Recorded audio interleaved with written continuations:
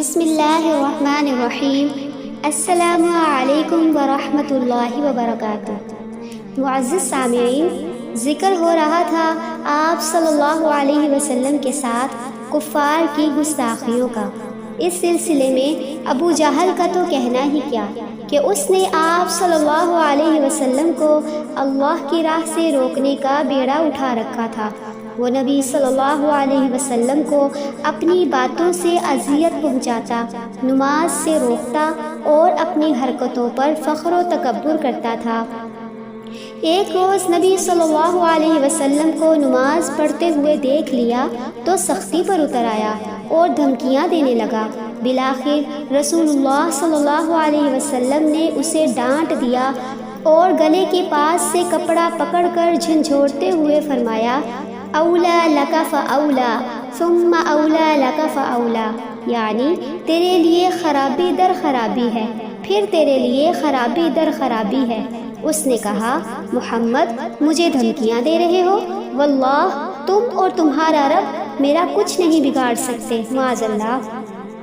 میں اس وادی یعنی مکہ کا سب سے طاقتور آدمی ہوں۔ ایک روز اس نے اپنے ساتھیوں سے کہا، محمد تمہارے سامنے اپنا چہرہ مٹی پر رکھتا ہے؟ انہوں نے کہا ہاں۔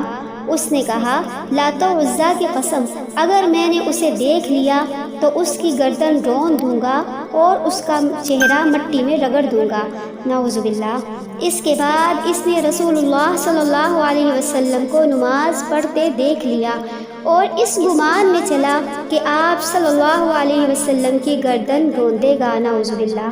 لیکن لوگوں نے اچانک دیکھا کہ وہ ایڑیوں کے بل پلٹ رہا ہے اور دونوں ہاتھوں سے اپنا بچاؤ کر رہا ہے۔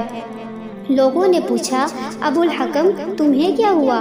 کہنے لگا، میرے اور اس کے درمیان آگ کی ایک خندق ہے اور ہولناکیاں اور فرشتوں کے بازو یعنی پر ہیں۔ آپ صلی اللہ علیہ وسلم نے فرمایا، اگر وہ میرے قریب آتا تو فرشتے اس کے ٹکڑے ٹکڑے کر دیتے اور اس کا ایک ایک عضو اچک لیتے۔ ایسی ہی بدبختی عقبہ بن ابی معیط کے حصے میں بھی آئی۔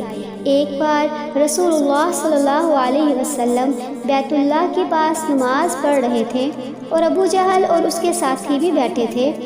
اتنے میں کچھ لوگوں نے دوسروں سے کہا، کون ہے جو فلاں کے اونٹ کی اوجری لائے اور جب محمد نعوذ باللہ سجدہ کریں تو ان کی پیٹھ پر ڈال دے۔ اس پر قوم کا بدبخت ترین آدمی عقبہ بن ابی معیط اٹھا اور اوجری لا کر انتظار کرنے لگا۔ جب آپ صلی اللہ علیہ وسلم نے سجدہ کیا تو دونوں کندھوں کے بیچ میں ڈال دی، پھر وہ ہنسی کے مارے ایک دوسرے پر گرنے لگے۔ ادھر آپ صلی اللہ علیہ وسلم سجدے ہی میں رہے، سر نہ اٹھا پائے، یہاں تک کہ حضرت فاطمہ رضی اللہ تعالیٰ عنہ آئیں اور آپ صلی اللہ علیہ وسلم کی پیٹھ سے اس گندی اوجری کو دور کیا۔ تب آپ صلی اللہ علیہ وسلم نے سر اٹھایا اور فرمایا، اللہم علیک بقریش، اے اللہ تو قریش کو پکڑ لے۔ یہ بددعا ان پر بڑی سخت گزری، کیونکہ ان کا عقیدہ تھا کہ اس شہر میں دعا قبول ہوتی ہے۔ پھر آپ صلی اللہ علیہ وسلم نے ایک ایک شخص کا نام لے کر بددعا کی، اللہم علیک بفلان و فلان، یعنی اے اللہ فلاں کو پکڑ لے اور فلاں کو۔ اور ہوا بھی یہی کہ وہ سب کے سب آئندہ بدر کی لڑائی میں مارے گئے۔ رسول اللہ صلی اللہ علیہ وسلم سے اس قسم کے مذاق کرنے والے 5 بڑے افراد تھے: ولید بن مغیرہ مخزومی، اسود بن عبد یغوث زہری، ابو زمعہ اسود بن عبد المطلب اسدی، حارث بن قیس خزاعی اور عاص بن وائل سہمی۔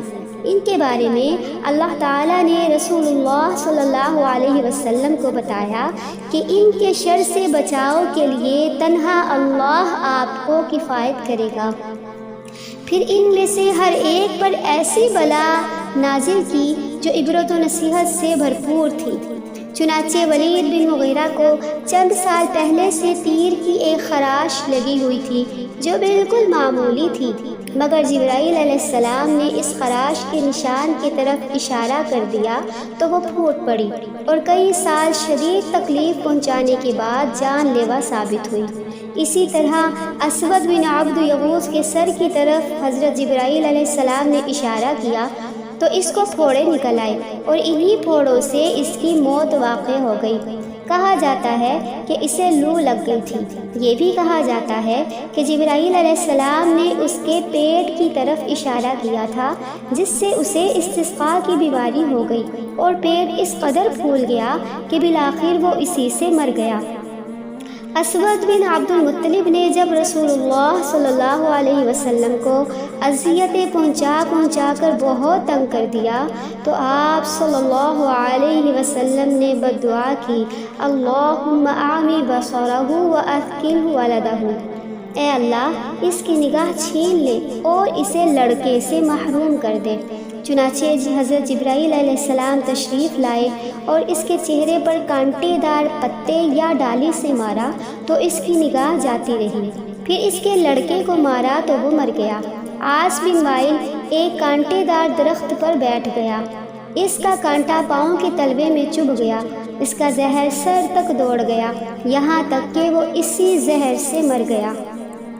یہ ان سختیوں کا ایک مختصر سا خلاصہ ہے جو کھلم کھلا تبلیغ کے نتیجے میں رسول اللہ صلی اللہ علیہ وسلم اور مسلمانوں پر ٹوٹ پڑی تھی۔ اس مشکل ترین حالات کی وجہ سے رسول اللہ صلی اللہ علیہ وسلم نے 2 طرح کے قدم اٹھائے، جن کا ذکر انشاءاللہ آئندہ آئے گا۔